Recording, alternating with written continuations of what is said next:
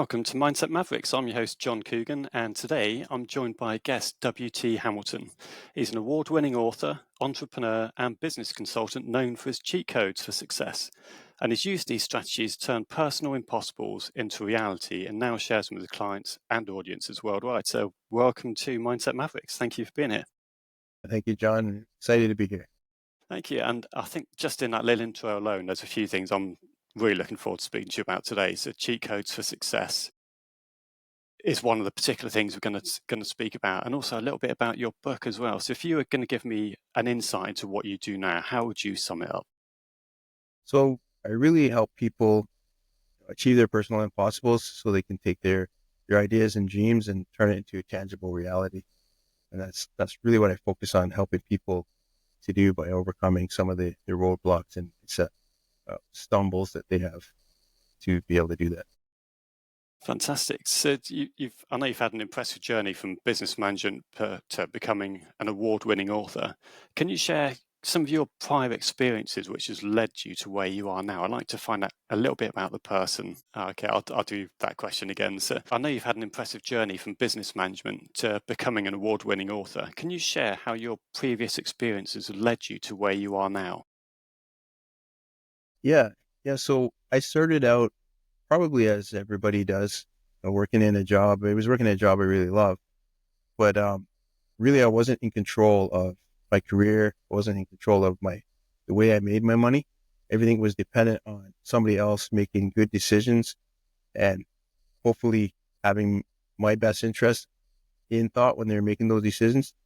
And so in 2008, the company I worked for suddenly went bankrupt. There was a big housing market crash in the US, and that we got sucked into that. So I found myself all of a sudden not knowing what I was going to do. And part of my status was my job. That's part of how I introduced myself. This is who I am. This is what I do. Yeah. When that disappeared, like, well, who am I and what do I do? And how do I fix that? And I discovered at that time, my mom was into law of attraction. And so she introduced me to that. And I wasn't really into the spiritual part of it, but the mindset part, the way of thinking and actually achieving things that you think about and using focused thought to achieve your goals. That really made sense to me, because up until that point, there was some things like I started a rap reggae band when I was a teenager, and it was just from an idea, deciding to do something and making it possible. And I started looking at, I've already been doing some of this stuff, but now I understand there's techniques to it. So if I start learning the techniques, what could I actually do with that?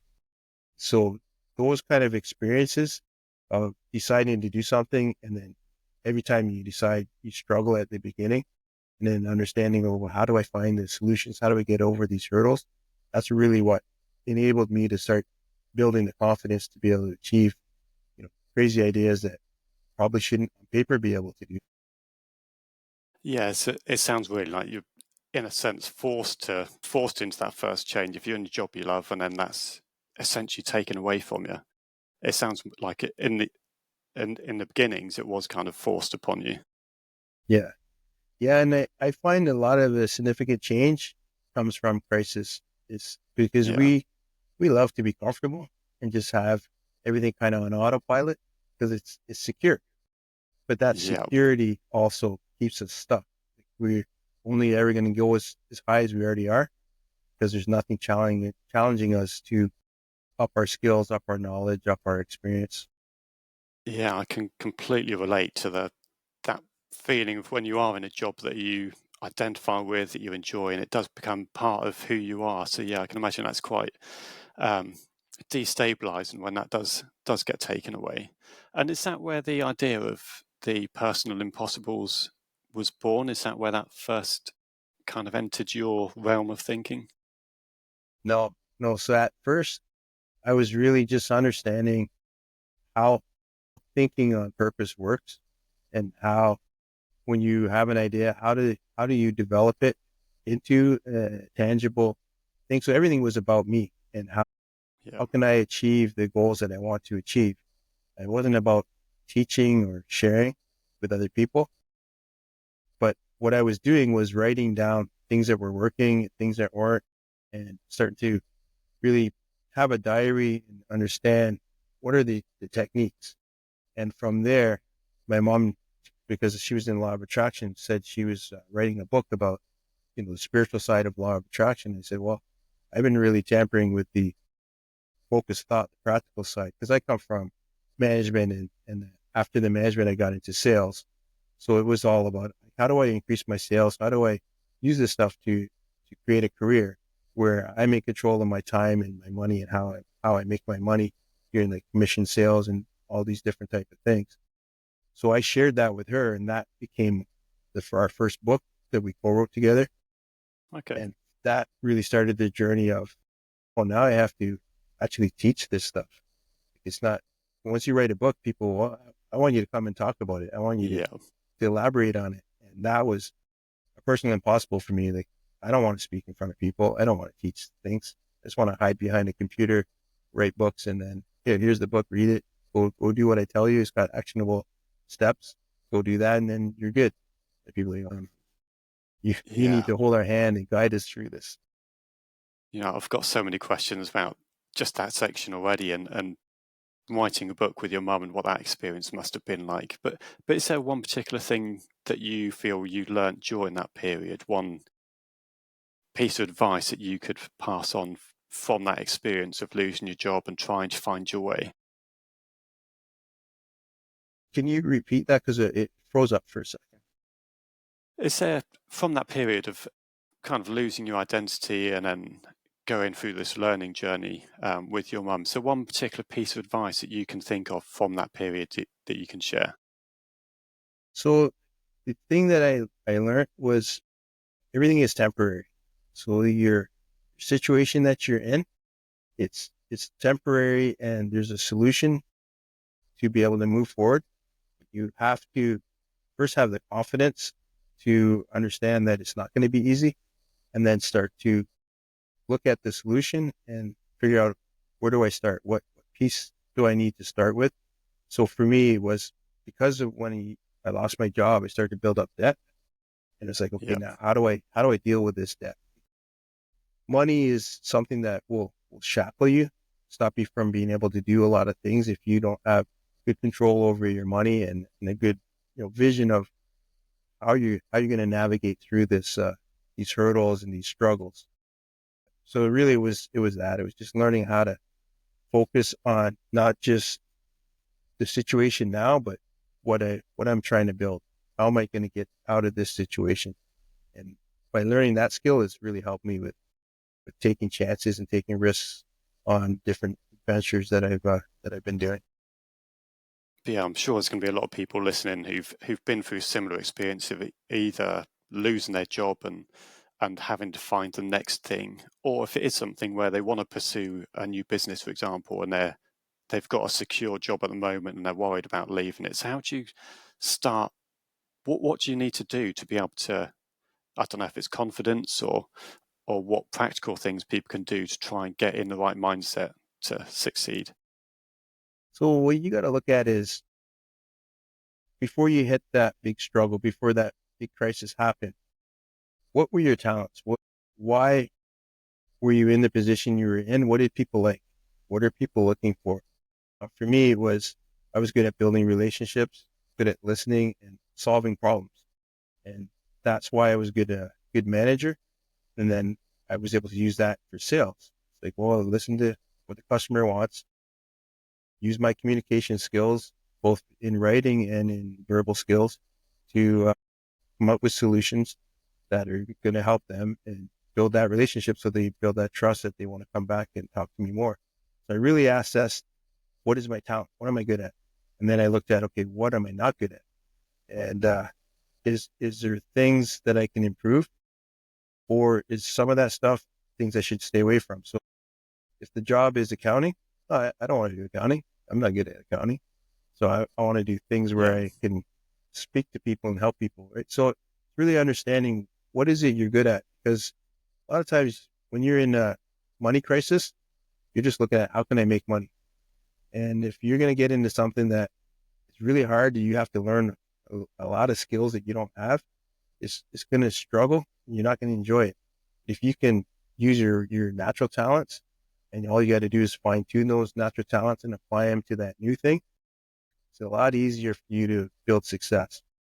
So I always talk about, are you setting yourself up for success? So how do you do that? First of all is your natural talents, because those are yours. You own them, and they're going to be unique to what other people bring to the table. So once you know how you add value to a situation, now you can start to fine tune that and really utilize that to excel in whatever you're doing. And from what you're talking about, you seem to know exactly what your talents were at the time, what your strengths are. Did you seek out other people's opinions to identify those, or were you quite confident in what your skills were? How did you go about identifying those skills? So it was from experience. It's from when I started at the company that I managed. I didn't start in management. I started on the shop floor. I was turning bolts and learning how to build the product. And I really became a sponge. So I wanted to learn everything about how to do it. And I was always looking at ways to do it better. And so people would come to me and they would ask me even though I wasn't a leader or anything, they would ask me for advice. And the management would see that and they kind of promoted me. So I knew I was already naturally good at helping people, at solving problems. So by the time I became a manager, I really owned it. But it was something that I didn't start out just going, oh, I know everything. I'm really good at Yeah. everything. No, it was a learning growth, but I went into it as a sponge. Saying, okay, I don't know anything about this. I want to learn as much as I can about this because I know that knowledge is sets what you're worth. So the more that you know, the more that you're worth when you're going for a job, when you're working with other people. It's really the key thing in self evaluation for how much should I charge for my time? How much should I look to make when I go to a job? It's like, well, what do you bring to the table? And the more that you bring to the table, the more that you're worth. And I tell my kids that all the time. You know that from experiences and from building skills. And a lot of it is not just reading books and going to seminars, but actually applying what you learn and seeing the result. And getting that experience is worth money because a lot of people might not have that experience. Yeah, So that's really how I did that assessment. but now I'm a big advocate for lifelong learning, and I've done some weird and wonderful things in the past, from massage to nutrition courses to counseling courses to cryptocurrency. Like I say, just trying to, whatever it is where you've got a challenge, try and learn a little bit about it, even if it's just so you can take everything on yourself. But if you're going to direct others or ask questions of others, it's best to know a little bit about that subject at least, and to try and keep that curiosity for, like I say, lifelong. Yeah, exactly. And I tell people too is even if you're going to hire somebody to do something for you, if you know a little bit about how much effort and time it takes to do it, then you know, okay, when they give you a quote, are they charging you too much? Are they undercharging you? They don't really know what they're doing. So even just for that, with especially hiring people to market your business or to help you to grow your business, if you don't know anything about that, how do you know how to measure them? So you have to have a little bit of knowledge, even accounting. You know a little bit about accounting, then you know, okay, it's worth me to pay this guy X amount of dollars to do my accounting because it's taking a whole bunch of stress and problems off my plate. So yeah, being a student is the best way to go when you're doing anything in life.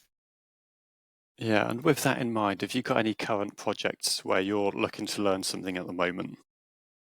So what I'm really looking at doing now is learning how to do virtual workshops. I've Okay. I've done workshops, but I really need to learn how to do virtual and how to host them. So that's something that, yeah, I'm currently learning, and I'm probably behind the eight ball in that compared to a lot of people, but it's something that, to increase my business now, I need to start doing that.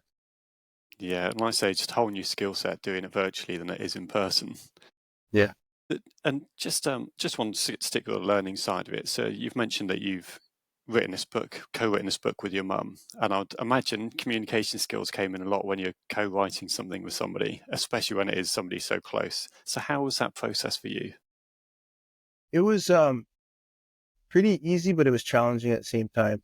So what we used was Google Docs, so shared docs, because we live in two different cities. So we were able to, plus I would write my chapter and she would write hers. So it was kind of like you'd bounce back and forth because she would write the spiritual part of the, of that, whatever it was we were doing. Then I would write the practical application of it. But where the challenge was once we written the book, the marketing. That's the part where neither one of us really wanted to get in front of people or even go on podcasts and talk. So we Yep. both had to learn that. I ended up doing that a lot more than my mom did, and she liked more of the behind the scenes thing. But that's more the challenge, or setting up book signings and going to book signings, that type of thing. That was a little bit more challenging. So it was really the marketing. The writing of the book was a lot easier than selling the book. Yeah, and in terms of, was this the first book that either of you had written? Yeah, it was, Yeah. and it was something that we didn't really plan to be writers. Like we started out with just writing in blogs, and then there was a demand that people were looking for to go deeper with the book. So we kind of jumped into it naively and not really understanding everything that there was that it would entail, which really is the marketing and promoting. Yeah, which isn't necessarily a bad thing, I don't think. If you're going in a little bit naive, then you're not worried at that time about the challenges and what you're going to come up against. So I think sometimes it can be a good way to get started. And in terms of how you actually got that published, I'm intrigued myself. I'm actually in the process of writing a book that's due to be released in December this year. So I love hearing other people's journeys who've done similar things. And did you self-publish that? Have you got a publisher, or what route did you go down? Yeah, we did self-publishing, but we did it through, the first one was through Balboa Press. It's a Okay. division of Hay House.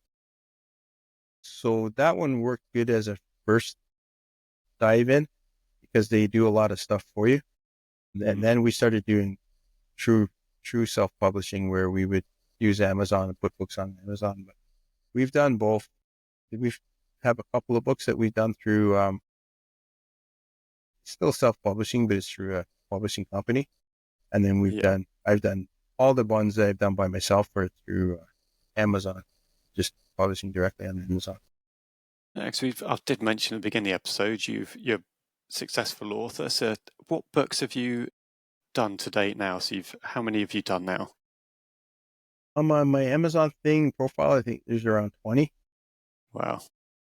Yeah, so I created a one chapter series, a book series, where each book was only one chapter long, and it was just solving one entrepreneur problem at a time. And so I have a few of those, and then I have a few of the, just chapter books. But Okay.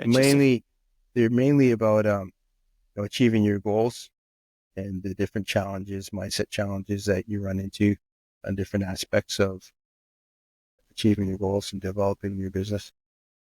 Yeah, and there's never an end to the amount of challenges you have as an entrepreneur and business owner. So yeah, I'm sure there's lots of topics to to cover for you. In terms of, if you were to um, kind of summarize what people can learn from your books, what would be, I know you've mentioned about some of the challenges, but what are some of the themes we can expect to see?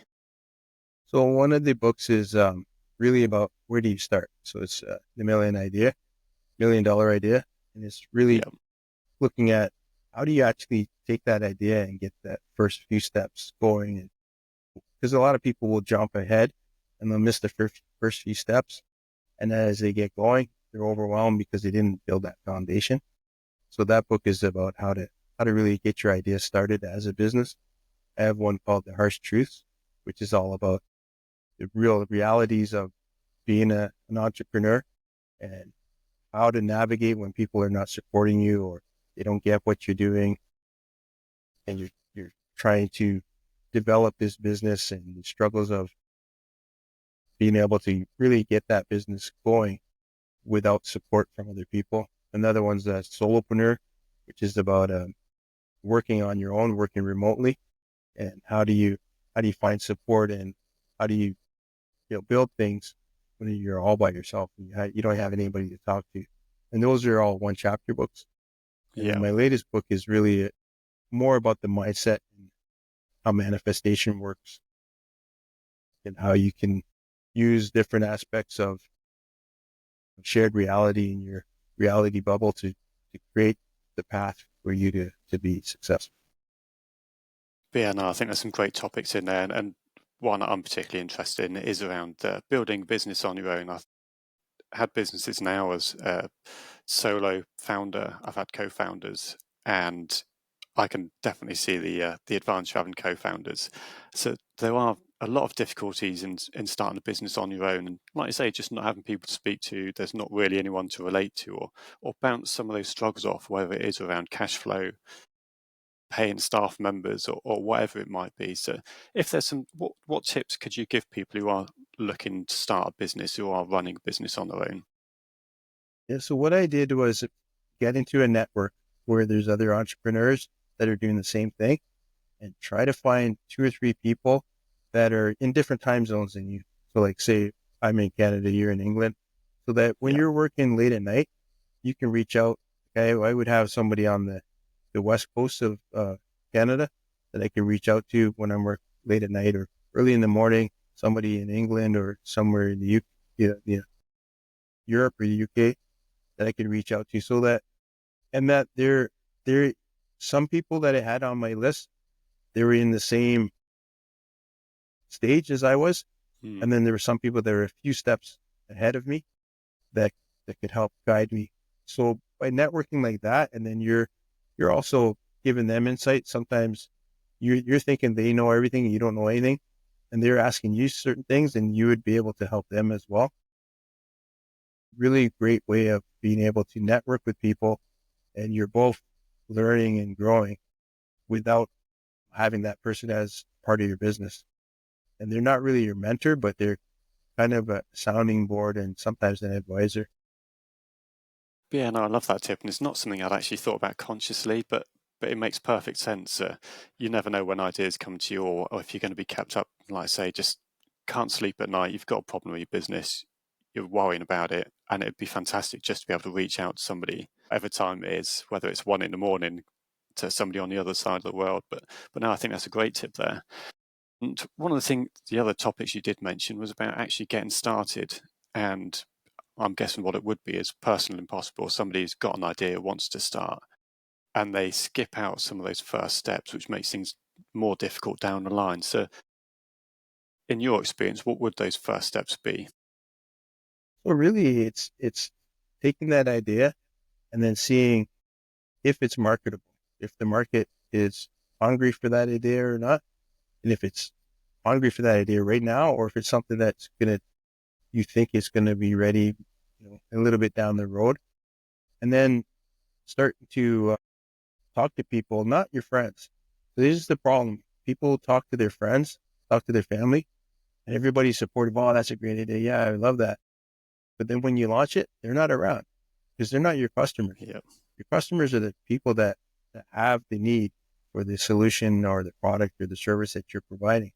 So you need to go and find those people, see if it resonates with them. Because I've had things where I thought, okay, everybody wants to learn how to do this, this way of making money, and come to find out, no, they don't want that at all. They want to know the mindset of how to get over the self doubt, and that wasn't a part of what I was doing.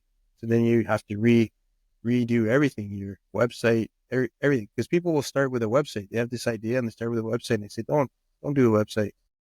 At the most, you can do a landing page, but don't do a website till you know that there's a demand for that thing that you're wanting to do. Because you're going to spend all kinds of time and energy and money building something that nobody wants.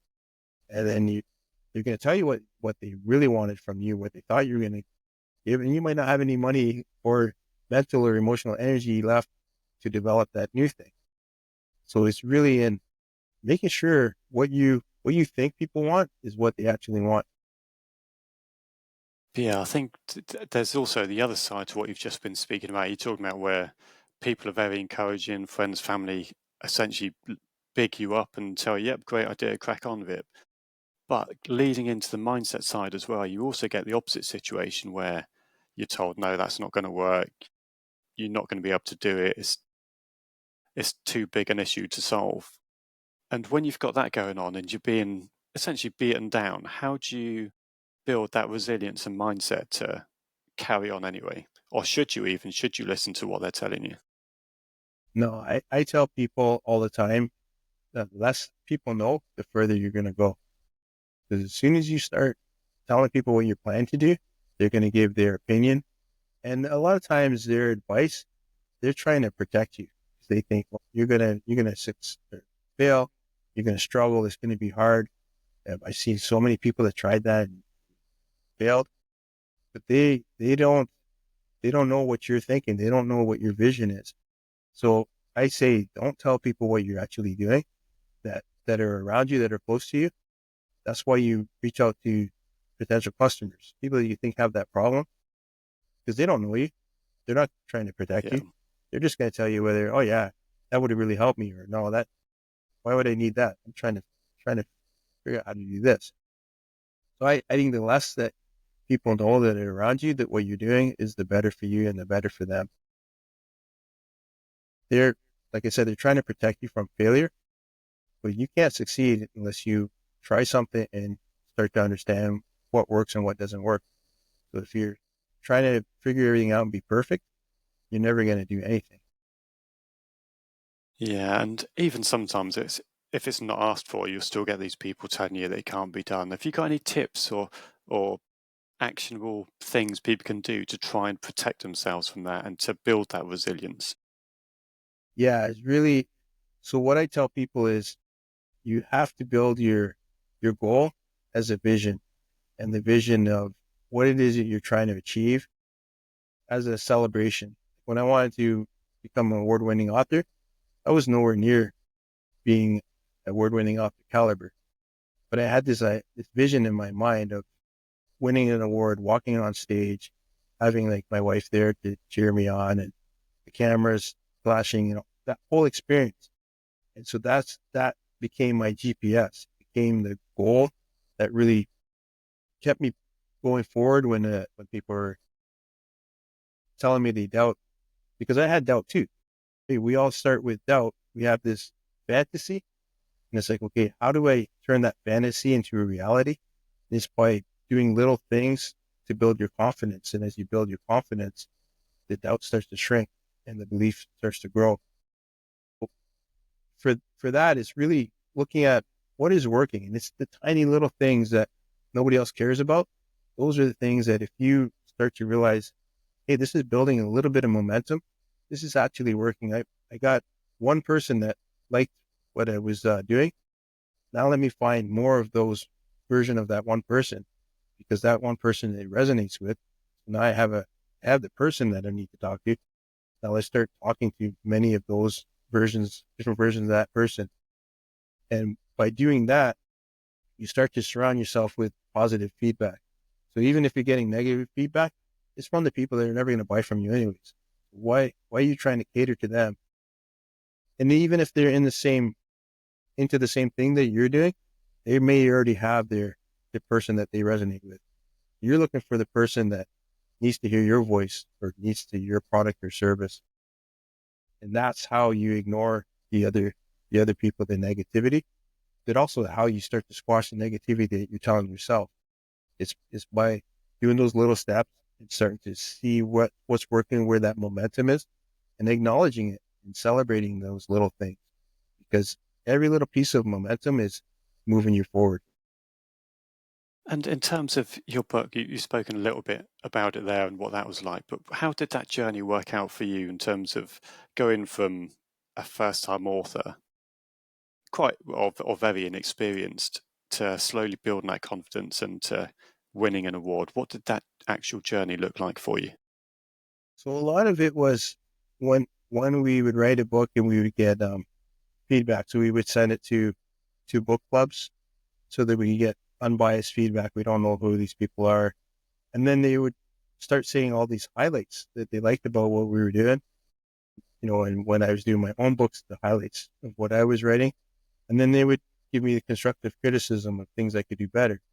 And because I was writing one chapter books, the next book I could put out pretty quickly with all the improvements on the things that I could do better.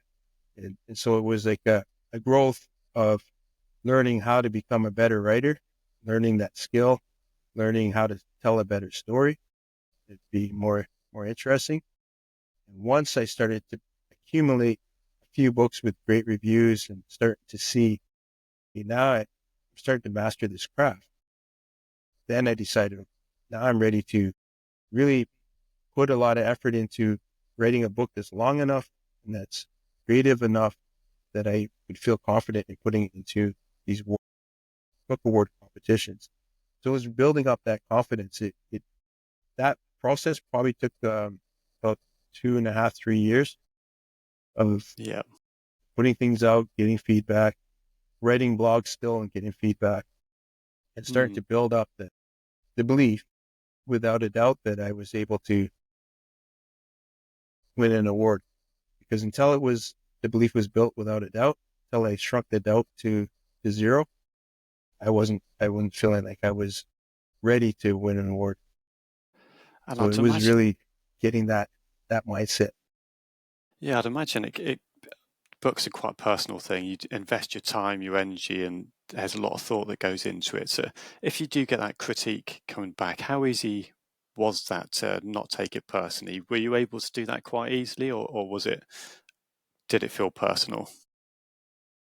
So because I went in there knowing I wasn't the greatest writer in the whole world, so I looked at it that these people are helping me to write a better book, as long as I listen and I don't attach it to Hmm. my ego. But I didn't go in there thinking, oh, I've written the best book. There's no book that's better than this one. So by doing that, I was already kind to myself. I've already allowed myself to have the room to grow. But if Yeah. you go in there with the attitude that, oh, this is really great, I don't care what anybody says, this book is brilliant, this is the best book ever, you're never going to be able to, like the editors even, when the editor comes back and says, oh no, you need to change this and this, because you work with an editor, especially when you're in a publishing company, that can be aggravating. Like, oh, they don't get it. They don't understand what I'm trying to do. But if you look at it, okay, wait a minute, if I tweak it and do some of the stuff that they're asking, is it going to be better? And if the answer is yes, and it's not taking away from your authenticity, then it's probably a better move. And so then when you're starting to get feedback, if you look at it that, hey, this person is just trying to help me write a better book, you know, they're going to buy the next one because they're going to see if the next one's better than this one that I wrote, which it has happened where I've had someone review a book, a couple of books down the line, and really enjoyed it, and maybe gave it a 4 or 5 star review, Hmm. where the first book they read, they gave it a 3 star review.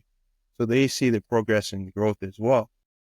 But it's by not taking it personal, because unless it's your family or your friends, that can be personal. But if it's somebody you Yeah. don't know, why do they care how you feel? They're just trying to say, hey, this was good, but you could have done this better. So then just do that better next time. Yeah, I think it's really just leaning into what we said a few moments ago about having that growth mindset and being open to change and constant learning. And it's just always knowing that there can always be improvements. Yeah. And it sounds like you've definitely learned from that. And you did go on to become a award-winning author. So what was that experience like? You've described what you imagined it like at the beginning of the process. How did that match up to reality? Yeah. So when I won the award, you get an email, first of all, saying that you've won an award, and then you get invited to an award ceremony. So that in itself was surreal. Is this really? I really won an award? Because I had put the book in, I think, a couple of competitions, and the one competition I won. The other two I didn't get anything. I'm like, Yeah. hey, is this a mistake? Is this right? So I still didn't feel like I was really an award-winning author. And then we had to fly to Miami, and the award ceremony was a couple of months after the announcements. So you get to promote it on social media and everything. And we flew to Miami, which was another bucket list dream I had, is to be able to walk down South Beach in Miami. I don't know why I had that, but for me, I Yeah. guess it was when I was growing up, I was watching this show called Miami Vice, and it was really cool. Yeah. Yeah. So I Remember it always well. wanted to, yeah. So I always wanted to go to Miami. So that was kind of surreal for me. My wife was there. My mom and dad came with me. And then going up on stage and just experience it all. It was like after it was all done, it was a moment where I reflected and like, this was very, very similar, almost exactly how I imagined it to be and to feel. And because it felt the same, it was like, yeah, it's because I focused on this and I basically was able to make this happen. I was able to manifest it through my focused thought, through the things that I'm talking about in my books. But it was a great feeling.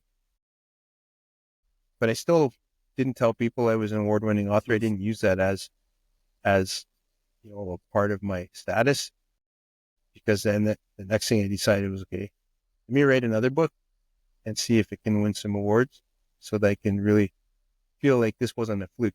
And so I wrote the very next book and it won 2 awards. It wasn't Wow. in the same competition. I didn't even put it Yeah. in that competition. They put it in 2 different competitions and they won awards. And then at that point I said, okay, yeah, this is legit. I can start telling people I'm an award-winning author. But yeah, it's fantastic. And I'm intrigued though as to how your mindset changed from deciding you wanted to win an award. Because sometimes if you reach a goal, you can feel flat afterwards. It's like, what do I do next? Did you have any of that feeling, or did you immediately start that new goal of trying to win more awards? Or what did that process look like after winning first time? Yeah, after winning, it's like, I want to do this again. Yeah. So it was, because it's a little bit of competitiveness. It's like playing a sport. You win the championship, you want to see if you can do it again. Because it's like the first time, okay, yeah, the first time you did it, maybe you got lucky. But is there a process? Is there a system? Can I do this a second time? Can I repeat it? So that was really what I wanted to do. And I wanted to challenge myself with writing it even a little bit more creative than the last one. So that second book I wrote, it was about doing authentic sales, how to engage the audience. And so I wrote it in the scene. It's a 1-chapter book, but the scene is it has a mentor, and so you're at a seminar. He's teaching you these different ways to market and different ways to grow your business in an authentic way. And so it had a little bit more of a story to it, even than the one that I won, the first one, which was the harsh truth. So when I won that one, because I knew I took a little bit more creative risks with it, I felt like, okay, now I understand how it works, what the audience is looking for, and how to write a book that can win an award. And then the newest book I wrote, it's won 2 awards, and I have a ceremony to go to in Phoenix next year in February to receive the award for that.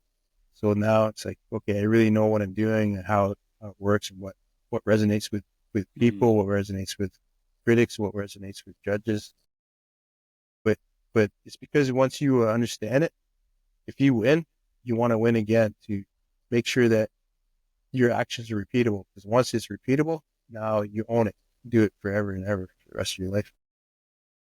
Yeah, and it sounds like a lot of those topics you are speaking about is exactly what our audience would be interested in, particularly talking around authentic sales as well. So what strategies or tips can you tell us about authentically selling? So that is difficult, especially with so much social media and trying to put messages out, and it can feel difficult to have an authentic voice.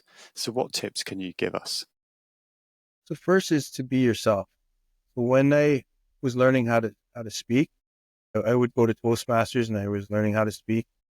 I was trying to figure out, who am I? Am I this like energetic, in your face type of person? Am I, more of a quiet person? Like, how am I? And so I would wear these different masks and try out these different personas. And what I found was, when I'm at home or I'm at the grocery store or I'm at the beer store, wherever I'm at, that's who I really am. This person that I'm being on stage, that's not the real me. But then if somebody sees me, that see me on stage, and they see this completely different person, they're going to be confused. So I said to myself, no, I have to just be me, who I am, own my flaws. If I'm not that energetic, that's just the way I am. I'm kind of laid back, but I don't want to have to be this character in my business and then be somebody else when I'm not in my business. So that was a struggle. But once I understood that, then I could start to use my natural voice in the way that I do things. And what I do is I don't really consider myself a salesperson. I don't sell. I'm not going to sell you a product. I'm not going to sell you a program. What I'm going to do is help you to find solutions, and I'm going to build a relationship. So once you understand that you're selling a relationship and you're selling solutions, you're selling something that is going to help somebody improve their life or help somebody in whatever way, fill a desire, fill a want or a need. When you start selling that way and you're selling with your natural voice, then it's a lot easier because you don't feel like you're asking for money. The money part is the fruit of what you're doing. But what you're really trying to do is help somebody. And if you give them a solution, sometimes you give them a solution for free, they're going to come back and you can charge them a fee. They're going to ask for more. And then you can create whatever it is that you need to do for them. But they're going to be your person. They're going to resonate with you and look for you for solutions first, even if there's other people offering the same thing, because they know that, hey, this person's not about how much money can I make? How many people can I get into my funnel? They're just looking at, hey, I wrote these books. They can help you. I got these videos. They can help you. I got this. I got that. Here's all the things I do for free that you can take if you want to go deeper. Here's what we can do. So the authentic sales, I think, because it doesn't feel like sales anymore. It's just fun and you're helping people. When you're in service of others, more money comes to you than it does if you're just chasing money. Yeah, it's a great lesson to know. It's like I say, just actually helping people. One, you learn a lot by helping other people anyway, and you do just get so much from helping other people. But that does come back in other ways anyway. Like I say, people will want to work with you or want to buy into your programs, buy your books, and just sharing that knowledge actually comes back tenfold. And one of the things I wanted to ask about, because it sounds like through your journey, there's been a few times where you've had some self-doubt, just whether it's, like I say, trying to work out who you are on stage when you're speaking, if it's trying to be loud or trying to just be a bit more authentic. Also, when you lost your job all those years ago. So do you still have those moments of self-doubt now, or is that something you've managed to conquer?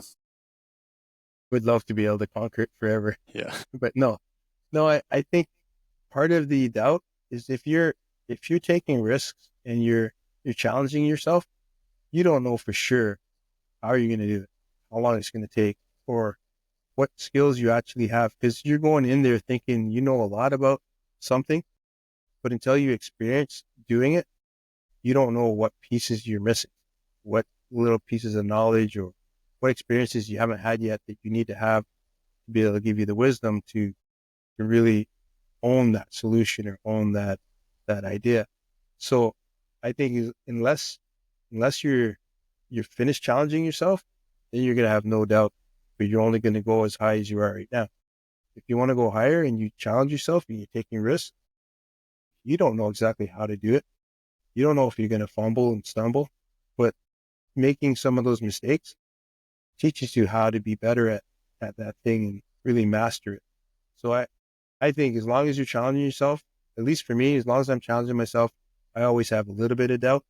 I have a lot of confidence, but I don't have complete confidence. I don't go into anything with zero doubt. Unless it's something I've done many, many times, it's kind of an autopilot. If it's something new, Yeah. which is what I'm always trying to do, there's going to be doubt.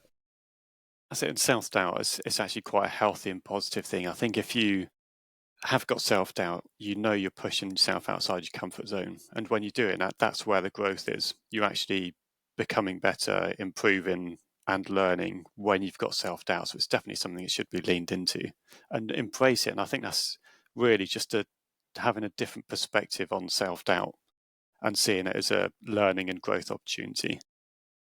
Yeah.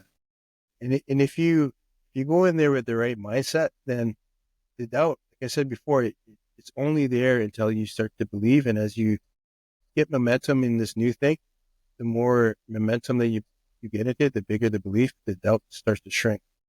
And it shrinks into the point where you know without a doubt that you're going to be able to achieve something. But you have to And start out with some doubt.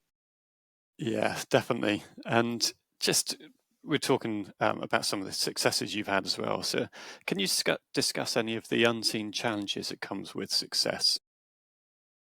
Yeah. So I tell people the easiest thing to do is become successful, but the hardest thing to do is to stay successful, because you can get successful by luck, sometimes by accident, but knowing how to repeat it and keep it going is a lot more challenging. Like, as you start to get more money, you're paying more taxes. Now you have to work with your financial advisor, with your accountant more, to understand, how do I navigate this so that I can keep as much money as I can in my pocket. Marketing, you have to market more. You have to understand time zones and what, different rules for different countries. And there's a lot to it. And you have people demanding your time more. And then you have to hire assistants. So now you got employees. But there's a lot to being successful that is unsexy. It's not so fun. It's work. Like, you work for your business, depending on what you do. Like, for what I do, I'm the product. So Yeah. I sell books, but I also do coaching and mentoring. I'm the product. So now, if I want to let people know what I do, I have to come on podcasts like your podcast and talk to people and hit these different markets. I don't have somebody that I can just say, okay, you go promote over here, or you go do this. So you have to understand, when you're building your success, what are the actual work, the actual jobs, that the hats that you got to wear. How many of them are you going to wear? You're going to wear all of them at first. What ones can you let go and trust that somebody else is going to handle that piece of your business for you? How do you check on them and make sure that they're doing what they're supposed to be doing, while you're still focusing on maintaining what you have and then looking to grow? What is your growth strategy? What are the next challenges that you're going to do, while you still have this other piece kind of on autopilot, but you still got to manage it. You still got to make sure that it's not slowing down, or it's not losing money or losing momentum. And you did ask a pertinent question, and is how do you choose it? So how do you choose what tasks you let go of and what ones you should be outsourcing? Have you got any formulas or tactics that you use to decide? Yeah. So there's two. First is, again, what is your natural talent? So what are you already good at that you really want to hold on to and you don't want anybody messing with? And then the other thing is time, energy. How much time, energy, and, and emotional energy do you have to put into all these different buckets? And if you're trying to do all of these things and they're sucking a bunch of your time, energy, and emotional energy, do you have time left to do the thing that you're really good at? So if the accounting is taking away too much of your time, the part that you're really good at, you should farm that out. You should understand, okay, now it's worth this much money for me to farm out, because I don't have the time to do it anyways. If it's editing videos and you're not great at editing videos, maybe you get to a point where, okay, I'm going to film the stuff and hand it off to my teenage daughter, to my son or my nephew or whoever. Let them do it. Or your social media. Maybe you don't have all the kinds of time to do social media, but if you're really good at that, you hold on to it. If your authentic voice is through your social media, you don't want somebody else speaking for you and trying to sound like you and maybe messing it up. So it's really, what are your natural talents are, and then what other things that maybe you're good at that you want to hold on to, and what pieces, just in time. How much time do you have that you can put into this business? And where are you losing time? What's the vampire? And those vampire things you need to find. Yeah, the time is definitely the most difficult thing to manage. So in terms of, obviously you've got your consulting side of your business, you've got your books. How do you divide your time, or decide how you can divide your time between those two aspects? So there it's difficult. Sometimes it depends on what it is that I'm doing, but I'm able to compartmentalize my consulting.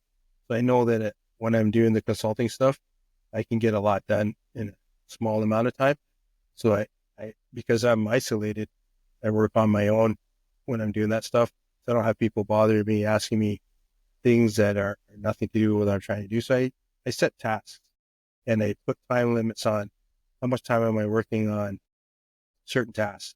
So with the books, it's the creative time. So for me, early in the morning is my creative time. It's where I'm really thinking. So I work on the creative projects in the early morning. In the middle of the day, that's where I'm just task oriented. It's very simple task things that I'm doing.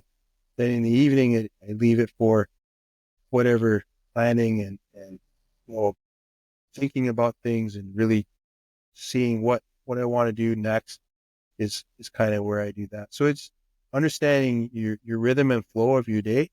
Where are you creative? Where are you best to do your tasks? What parts of your business, if you're doing two different businesses, what business do you want to work on in the afternoon? Which one do you want to work on in the evening? And then really sticking to those buckets. And if you have a plan like that, it's easier. It's not easy, but it's easier to be able to manage your time properly and make sure you're not spending time doing task things in your creative hours. And creative hours could be different for each person. So you really have to set it up to the rhythm of your day and the way that things flow and the way that you think and the way that you work. But if you set it up for you, you're setting yourself up for success. If you're trying to copy what someone else is doing, like I see some people, they get up at like 5 o'clock in the morning because somebody else gets up at 5 o'clock in the morning. I say to them, well, what are you doing? Are you meditating? You can meditate whenever. You're reading, you can read whenever. Or are you doing something creative in that time? Is that your creative hours? Or is it the best time for you to still be sleeping? So it's like, figure out But what yeah, works for you. I say exactly. It's very personal, depending on your lifestyle, whether you've got kids, if you've still got a day job and doing things in the evening or whatever that might look like. So yeah, it's definitely very personal. But one thing that everyone does love is a cheat code. And I know you've developed some cheat codes for success, which I'd love to hear about. Yeah. So a couple of cheat codes. One is I realize that as long as you decide that you want to do something, it's possible for you. So it's impossible until you decide that you want to do it. Once you decide, things start to fall into place, opportunities, circumstances, ways to learn. You just start to see that you're opening up this whole vision of what you want to do. So the first cheat code is just decide that you want to do something, put a little bit of action into that, put a little bit of action to bring it to life. Because once you do that, you're going to start setting up yourself for a journey of either learning something that's going to help you with continuing that, or you take that first step and it actually shows you something else that you didn't really see that you would never see until you. So the ideas that you have, you got to decide to put some action into them. The Yeah. second cheat code is it's just that as you learn things, you build confidence. So understand that you don't have to have all the confidence in the world to start. You start and you can start to build that confidence. And the other big cheat code is there's all kinds of people that know how to full time. And full time is when you talk to somebody and they've already done what you're trying to do, they can give you insight into how to do it faster and easier. And so if you reach out to people and build up your network, you're going to be able to achieve the thing that you want to a lot quicker. What I'd love to hear is, can you tell me an example where you've used one of these cheat codes in practice and how it's turned a situation around for you? Yeah. Yeah. So really when I wanted to learn how to speak, I went to, I went to Toastmasters and kind of, that was like my first step is how do you actually learn how to speak? What is it you're supposed to do?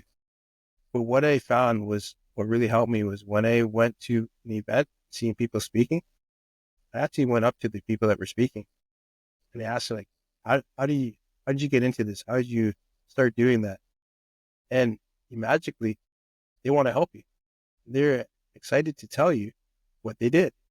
So I started realizing that when you have conversations with people, you interview them and they'll give you feedback on how you can actually do what they're doing. They don't look at you as competition.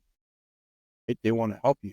So the first cheat code was, if I wanted to learn how to speak so that I could promote my books and I could become an award-winning author, I have to learn how to promote and sell these books. First thing I was doing was talking to people that were already doing the thing that I want to do and find out what it is that they're doing. And that would start to build my confidence, because I could start to see, okay, I can do that. They're doing that. They started out just like me, or maybe they started out with less skills than me, and they're at that level right now. So that was one of the things that really helped me to be able to achieve my goals and dreams. And then really networking by getting some people, like I said, with being so opener, getting people that are trying to do what you're trying to do, and then they're giving you insight on how to do things. So it's like holding time. Instead of having to learn everything yourself, you're talking to people. Maybe you get a mentor and they help you as well, but they're helping you to navigate some of the easy hurdles that you don't have to go through. Because there's some things that you have to go through to gain experience. There's a lot of things that you don't really have to go through if you learn to speak with people and have confidence to speak to people. But that in itself, that takes a bit of confidence, just to be able to go up to someone you don't know and then and introduce yourself and ask them how they got to where they're at right now. I love the example of Toastmasters, and I'd imagine that a lot of people you are approaching, so you've attended as a new wannabe public speaker to Toastmasters, you're approaching these people who are experienced, seem confident, look like they know what they're doing. And I'd imagine a lot of those people did exactly what you did, turned up for the first day at Toastmasters, and you can resonate with what they've been through to get to where they are. Like you say, taking that first step's the hardest one, but if you can see where you can end up if you just take that first step, then it's quite empowering. And So it is. How long did you do the Toastmasters for? I did that for, I think it was roughly 2 years, but I Yeah, think after like the first year and a bit, I was kind of in my comfort zone, but I wasn't really gaining anything anymore. And so what I had to do is eventually leave that. And I was going to these events in Toronto where they were having these speaking events every month. And I was really networking with the speakers. And then, eventually they talked me into going up on stage and doing my first speech in front of a big crowd. But it was really, after a while, your thing that wasn't your comfort zone becomes your comfort zone. yeah, And if you stay there too long, you start to feel kind of burnt out and like it's not really doing anything for you. That's the sign that it's time to step up. You got to level up now and get out of yeah. that comfort zone into a new situation that's not comfortable. And sticking along the same themes, really. So, if there's one mindset shift that you've had that's been pivotal for you, what would that be? Because we've talked about a lot of the things you've learned working with your mum and speaking to your mum, but is there one mindset shift that you feel has been pivotal for you? It's a big one, and I talk about it in the book, The Harsh Truth, as well. But it's nobody cares what you're doing. So if you do something and you embarrass yourself, people are going to laugh for a minute and then they're going to move on. You're going to hold on to that and it's going to bother you for maybe years. But the people that were there and experienced it with you, they've forgotten about it. They've probably forgotten about who you are.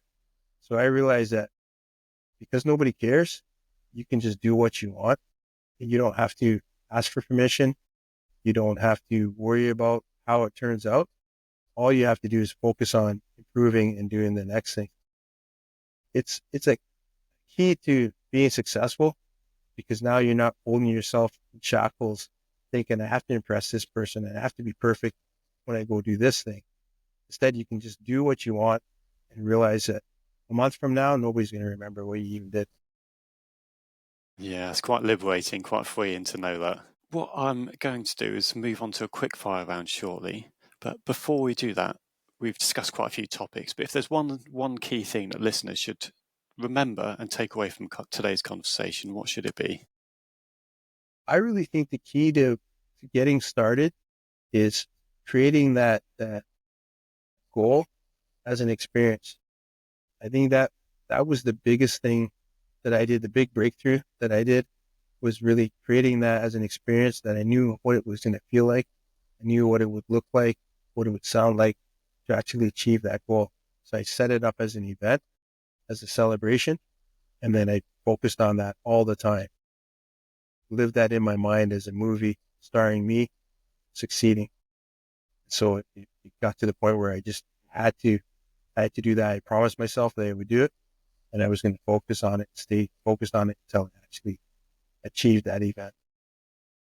But yeah, so just really strong visualizations, picture what it's going to look like, what it's going to feel like, the smells, and all of that, and just really embrace it. Yeah. Right, what we're going to move on to is a very quick fire round, and this is just closing 5 questions, really, just some short, sharp questions for some quick insights about W.G. Hamilton. So what's the first thing you do in the morning to set your mindset up for the day? So when I wake up, I don't get out of bed. I think about the things that I'm going to do, the immediate things I'm going to do that day. Like for today, I was thinking about this podcast interview and how I was going to get prepared for the podcast interview. And then I go through a little mental gratitude of the things that I'm grateful for that are on autopilot, that I don't have to actually do, that work for me without me having to do anything. I really appreciate those things because those are things I don't have to have on my list. So that's really how I start my day. And then I get up and start my day. And is that something you're able to share from today? Can you give us examples of the grateful gratitude that you felt today? Yeah. I'm in some speaking summits, and I've been doing a guest tour for podcasts. So I really appreciate that I have all these people that I don't know necessarily that are helping to market me, and I'm marketing their stuff, but there's marketing going on even though I'm not doing any marketing. So I really appreciate that. I went through my gratitude of all the people that are keep buying my books, because every month I get Amazon royalty checks. They get deposited in my, and I don't know who these people are that are buying the books, but I'm have gratitude because that's something I don't have to work at, but it just kind of flows. And then I was, gratitude for the garbage collecting guy came today, and I don't have to do anything. I just put the garbage bins out the night before, and all I have to do is bring the empty garbage bins back in. I don't have to go to put them in the truck, drive around the smelly truck, and then go to the dump. So little things like that. Maybe it's not a big deal for other people, but for me, it's like, I'm glad I don't have to do that. Yeah, just anything that makes life easier or just more enjoyable. So, yeah, no, the great little insights. Thank you. And what's been your biggest failure, and what have you learned from it? So I don't know about my biggest failure, but one of the things that I really wanted to have happen that never happened was I had this merch line, and I had done it first with a partnership with actually a guy from England. And then it just kind of fell apart. We weren't on the same page. So I thought, okay, it failed because the other person. So let me launch my own and see if I could do it. I launched my own and it just didn't resonate. No. I sold a few shirts, but nothing where I could be successful. And I had put, together a landing page, and I had a Spotify shop. And that really it was something that everybody's saying, oh, it's so easy. You just, get some logos, get these shirts, and everybody will buy them, and I make all this kind of money and it was when I realized that the reason it failed for me is because it's all about money. It was just about making sales and making money. And it wasn't really authentic to what I do. So, but it was a big failure because I really thought, I can become this, I can have this merch line and still do this other stuff too.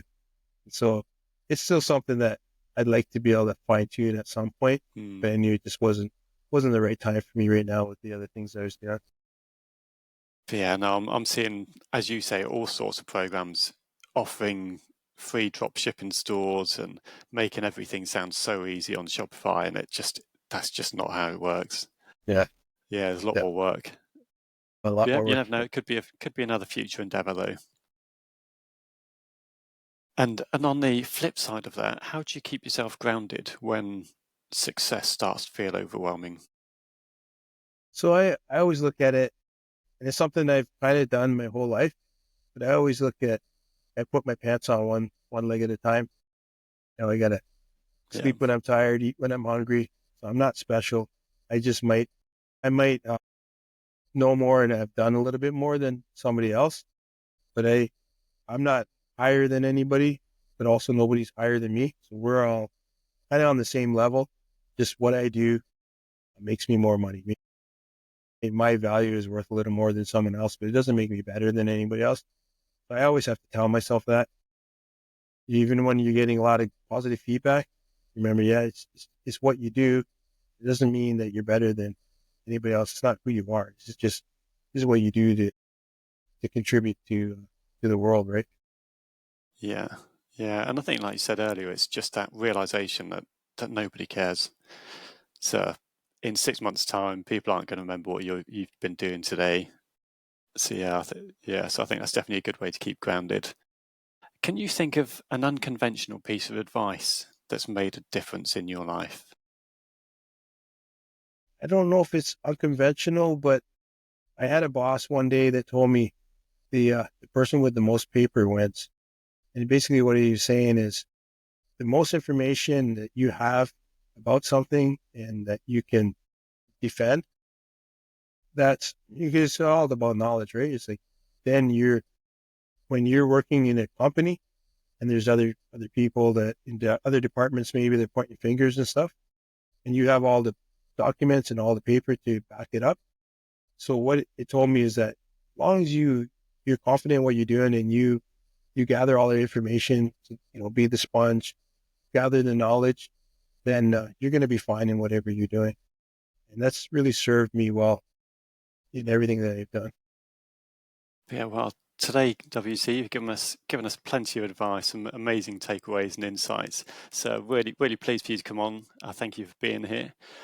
Just if anyone wants to find out a little bit more about you or follow your journey, where's the best place to find you? So there's two spots. Mindsetforsuccesstraining.com is my website. And then wt.hamilton on Instagram is another great place to connect with me. Yeah, fantastic. Thank you very much for coming on. I appreciate it. Thank you. Thank you a lot, Jon. Cheers.